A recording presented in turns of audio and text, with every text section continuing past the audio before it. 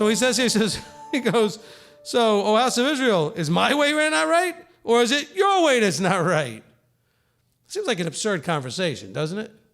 But yet, don't we do this? I mean, don't we really do this sometimes? Well, you know how we do this? We do this when we try to take what he said and maneuver it a little bit so that what he said and what we want can still both exist.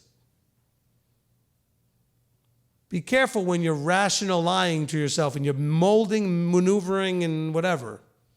I see people do this all the time. Conversation came up earlier today. And please, if it had to do with you, don't get mad at me, but I could just use it as an example. Hopefully it'll be proper.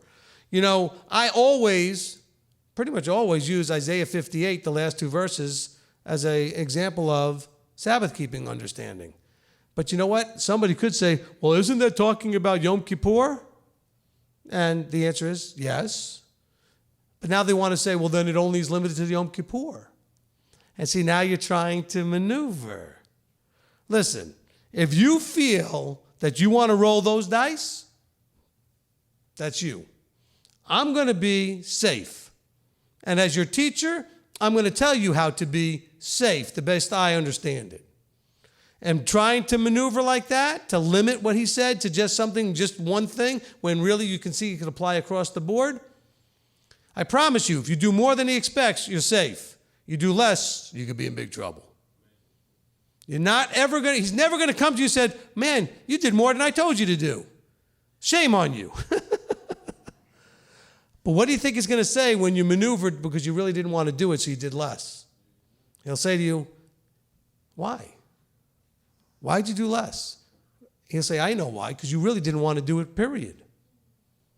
See, Deuteronomy 8:2 pops into it all the time. He wants to know what your heart is about, right? This is the heart of the matter teaching. Is it in your heart to do what he says?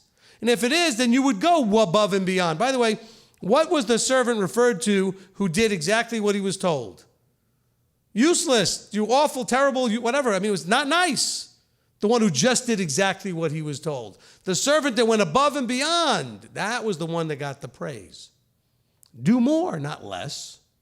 Be a maximalist, not a minimalist. So when you see the word, if you turn your foot from doing your pleasure on my Sabbath, I'm going to say anywhere that Sabbath pops up, I'm going to be careful not to do that. Because he says, if you can do that, you're going to be exalted and on the heights and all the good things. Okay, so maybe Yom Kippur is a Sabbath. But so are all those other Sabbaths, 52 of them during the year, plus the other 6 holy days that are Sabbaths. There's 7 annual Sabbaths plus the other ones, right? I'm going to go ahead and make sure I'm not messing up anything that says Sabbath on it. That's safer. I want you guys to be safe.